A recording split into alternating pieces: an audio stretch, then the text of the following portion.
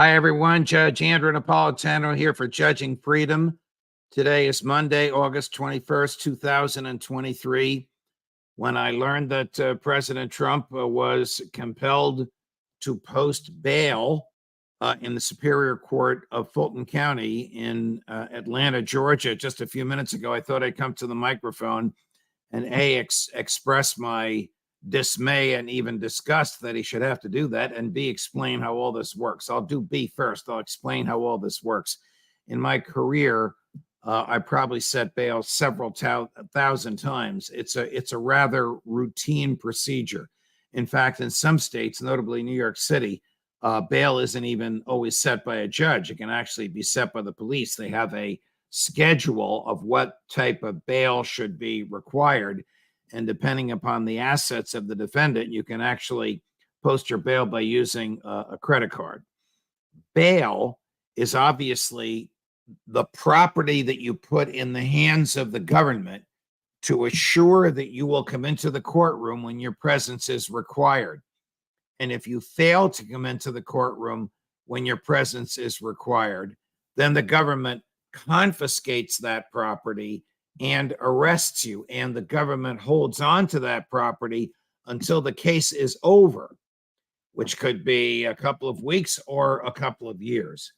A bond, people often confuse bail and bond. A bond is an insurance policy that you purchase, that the defendant purchases, and the beneficiary of the policy is the incarcerating authority. So if you're being held by the sheriff of Fulton County, Trump would purchase an insurance policy naming the sheriff of Fulton County, Georgia, as the beneficiary of the insurance policy. And then if he fails to show, the insurance company pays the $200,000 to the sheriff and then would go after Trump. This is ridiculous in his case because of his extraordinary wealth, but this is the way bail bonds work. Typically, if you go to a major courthouse in a major city, even a small city, you'll see bail bondsmen's offices around the courthouse. Because if you've been arrested, a loved one will visit you in jail. The prosecutors will give you an indication of what the bail will be, and then your loved one will go out and buy an insurance policy called a bail bond, naming the government as the beneficiary. What does it cost? It's often a small percentage of the bail. In Trump's case, the bail is $200,000. He can post that by putting $200,000 in cash in the bank account of the sheriff of Fulton County, or he can purchase an insurance policy called a bond, a bail bond. That normally costs 10%. You don't get the 10% back. That's the premium you pay for the purchase of the policy. And then the bail bondsman, actually the insurance company that the bail bondsman represents, takes the chance that you will show up. If you don't show up, then the sheriff cashes in on the insurance policy, and the bail bondsman goes out and finds you and arrests you himself so that he can try and get his money back and still have business with the insurance company. That, at least in theory, is how these things work. Georgia, like many states, has an automatic 10% program.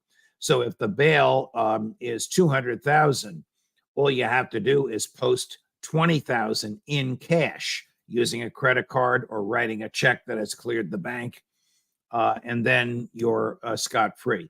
We don't know exactly how the former president is going to post the bail. We don't know if he's going to wire $200,000 to the sheriff, if he's going to take advantage of the 10% program, or knowing him as I do, he may shop around and find a bail bond that is cheaper than 10%.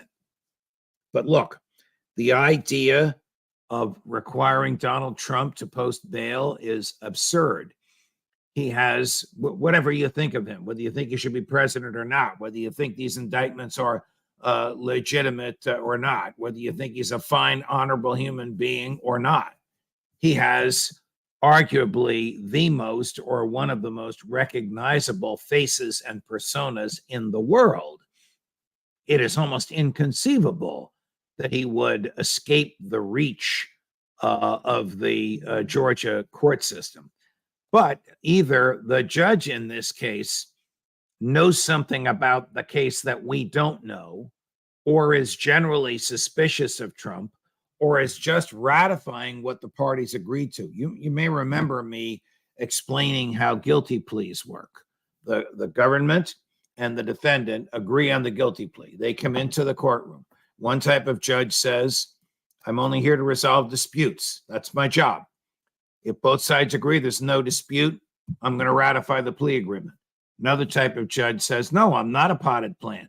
If the plea agreement is too easy, or if it's too harsh, or if it's against public policy, or if the statute that the plea agreement is based on is unconstitutional, I'm not going to ratify the plea agreement. Well, the same attitude exists on the part of judges with respect to bail. Some judges say both parties have consented to the bail. The government only wants $200,000. The defendant is willing to deposit the $200,000 or to deposit 10% or to buy a bond worth $200,000 if he fails to show. I'm going to ratify it. That is apparently what happened here. The judge was not the trial judge in this case. This judge is the judge who happens to be sitting hearing bail applications today. It was an assignment that I once had. We all rotated through. It's not a desirable assignment because you're almost like a clerk. And sometimes you have to do this 200 or 300 times in a day. The police would line these folks up.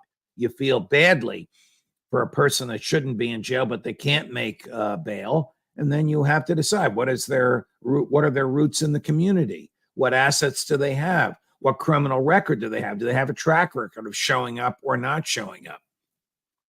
Trump has no roots in the Florida community, has tremendous roots throughout the United States and the world. He has no history of not showing up. He has no history of convictions. He does have 3 other prosecutions, but he's still innocent until proven guilty. So the fact that this judge required $200,000 in bail for Trump, it's $80,000 for the RICO charge. That's the grand conspiracy, racketeer influence, corrupt organization, RICO, RICO. And then $10,000 for each of the other charges. That's how he got the $200,000. The fact that this judge in charge of bails for this county did this tells me that Donald Trump is not going to get any special treatment in this case. He's going to be treated just like any other criminal defendant, which means when he surrenders on Friday, the Secret Service will stand back. He will be handcuffed. He will be photographed. He will be weighed and measured. I'm rolling my eyes because, as you all know, I know him. He's not going to want his weight published out there, but that's part of the procedure that is used at the time of arraignment. And there'll be a mugshot of him. I'm rolling my eyes again because he can't wait for that mugshot. He's going to make a fortune selling T-shirts with his mugshot on them. All of that will happen on Friday. Now, normally after that, the defendant has to go in the courtroom. For what purpose? To fix bail. And the government would say, we want this for bail. The defendant's lawyers will say, well, we can only afford that. He's got roots in the community, et cetera. So there will be no courtroom procedure for the former president on Friday when he surrenders to the sheriff to be booked because the bail has already been set. There still will be an arraignment, but that will be several weeks later. What's an arraignment? An arraignment is a procedure where the defendant is in the courtroom, the government is there, the judge is there. In Trump's case, the press will be there. The defendant is given a copy of the charges against him, and he's asked if he understands them. That's it. Simple. Takes 2 or 3 minutes. The same thing happened to him in Mar-a-Lago in Washington, D.C. They allowed him to do this virtually. They didn't require him to come in the courtroom. In New York City, it was a big uproar because he did have to appear personally, and it caused traffic jams and excitement and the type of hullabaloo you'd expect outside the courthouse. It appears as though that's what will happen in Atlanta this Friday, although, as I said, there will be no courtroom appearance.